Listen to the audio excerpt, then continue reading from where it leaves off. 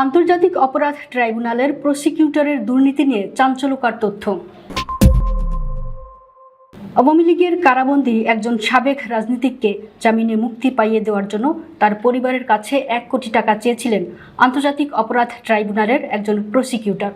WhatsApp কথোপকথনের একাধিক audio রেকর্ডিংয়ে এমন তথ্য পাওয়া গেছে। রেকর্ডিংগুলোর চট্টগ্রাম 6 আসনে আওয়ামী লীগের সাবেক সংসদ সদস্য ABM ফজলে করিম চৌধুরীর বিরুদ্ধে করা মামলায় দায়িত্বপ্রাপ্ত প্রসিকিউটরদের একজনের কথোপকথন রয়েছে।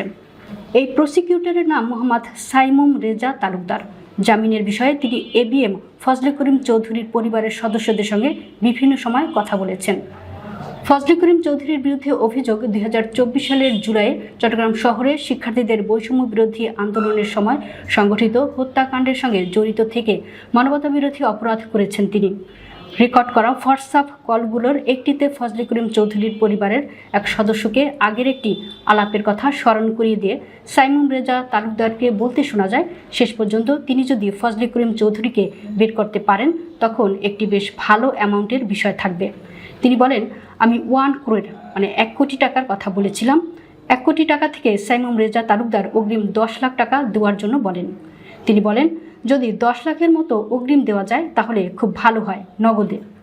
সাইমুম রেজা তালুকদারের বিরুদ্ধে অভিযোগের বিষয়টি জানার পর তাকে ওই মামলা থেকে সরিয়ে দেন ICTর তৎকালীন চিফ প্রসিকিউটর তাজুল ইসলাম। তবে ট্রাইব্যুনালের অন্যান্য দায়িত্ব থেকে তাকে সরানো হয়নি। ত্রয়োদশ জাতীয় সংসদ নির্বাচনের পর ট্রাইব্যুনালের চিফ প্রসিকিউটর পদে পরিবর্তন আসে। তখন ফজলে করিম চৌধুরীর পরিবারকে সাইমুম রেজা তালুকদার জানান তিনি আবার মামলাটিতে ফিরে আসবেন। ফজলে করিম চৌধুরীর পরিবারের একজন সদস্য জানান, এরপর তাদের পরিবারের পক্ষ থেকে নতুন আইনমন্ত্রী মোহাম্মদ আসাদুজ্জামানকে সাইমুম রেজা তালুকদারের কথোপকথনের কয়েকটি রেকর্ডিং দেওয়া হয়।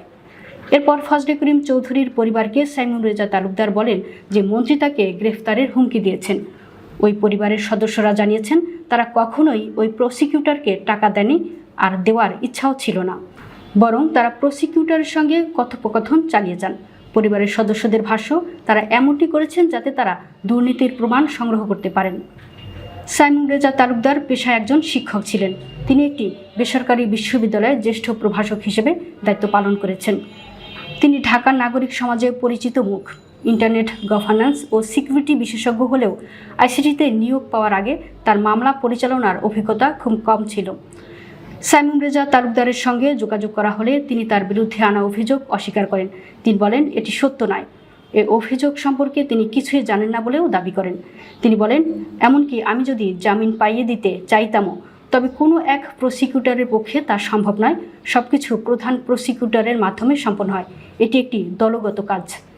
সাইমুম রেজা বলেন, তার পদত্যাগের সঙ্গে দুর্নীতি অভিযোগের কোনো সম্পর্ক নেই। তিনি বলেন, আমি কয়েকদিন ধরে পদত্যাগ করার কথা ভাবছিলাম, কারণ আমি আমার আগের পেশা অর্থাৎ শিক্ষকতায় ফিরে যাওয়ার কথা চিন্তা করছিলাম।